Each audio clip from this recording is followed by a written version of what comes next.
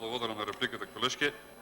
Значи промените се со цел да се направи по-добър избор. Шминка беше. Искам да кажем, 2 дена нямаше потреба да го правим на Гергените. Меѓутоа е добро да слушат и да видят, да се соочиме с аргументите и фактите. 5 години сте власт, пак ќе повторам уште еднаш. 2015 кога почна бомбите, се направи техничка влада, 2016. 2017 веќе ја презимате власта, 2018 сега сме 2019. Како сакат граѓаните нека тумачат. Ако ние сме биле 10 години, вие сте 5 години.